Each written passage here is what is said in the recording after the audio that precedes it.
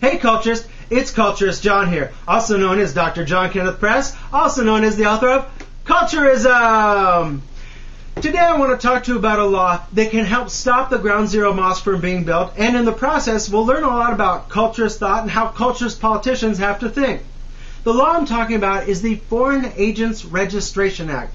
The Foreign Agents Registration Act, also known as FARA, was passed in 1938 to stop the Nazis from spreading their propaganda in our country, to protect our government and our way of life against a hostile foreign government's attempts to subvert us, to undermine our resolve to fight them, and to make us confused about whether or not their system might be better than ours. It's a culturist act. And under this act, if you worked for as a foreign agent for a foreign government, the German government, you had to register where you got your money. You had to register who was at your meetings, who you met with. You had to make the minutes of your meetings public, and you had to label everything you distributed as propaganda. Sounds like a perfect fit for Imam Rauf, who is a foreign agent of Islam and trying to build this mosque for the very same reasons the Nazis were trying to propagandize us about how good their system was. Later this was used against the communists as they tried to infiltrate us and undermine our way of life. In the 90s, this became more about economics. So now we still use the law. 5,000 people or more are registered under it. But they're foreign agents of economic interest. So if perhaps you were part of South Africa's diamond mine industry and you're meeting with congressmen, you register as a foreign agent, and when people look in the books, they say, oh, Congressman A met with the South African diamond mines foreign agent so many times, and he passed this law. Perhaps there is a connection there. So again, it protects us from foreign influence.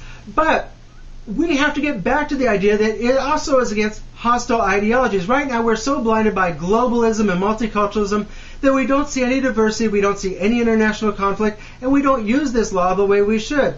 Now there's a clause in this law that makes it hard to use. Here's where the culturist education part comes in. This clause says that it cannot be used against religions. It excludes religions.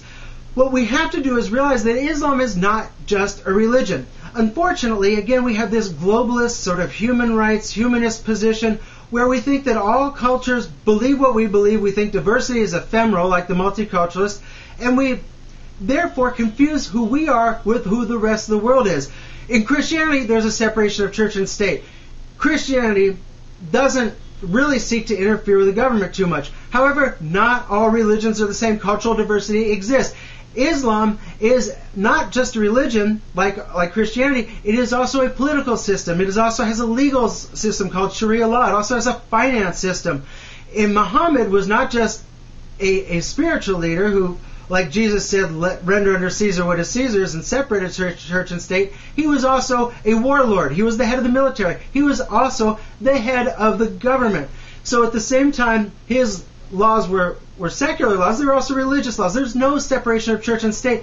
Islam is not just religion, it is also a totalitarian political theocratic system.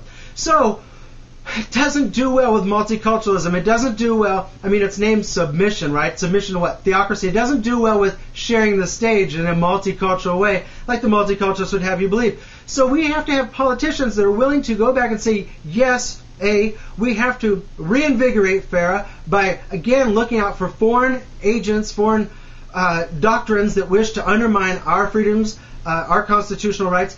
But we also have to include Islam as a political system. We have to say that not all, it just really covers church and state. It covers our religion.